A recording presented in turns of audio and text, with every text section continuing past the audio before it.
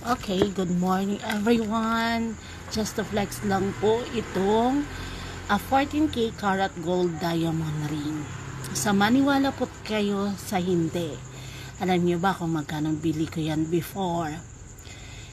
2,000 piso lang po. Yes, tama po ang rinig nyo. 2,000 piso.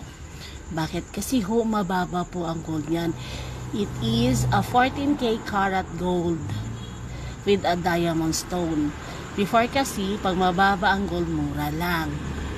Hindi pa masyado napapansin ang stone. But nowadays, nagbago po. Mas nagkaroon ng value yung kanyang stone compared sa gold. Even though 14K lang siya, mataas po ang appraised value niya.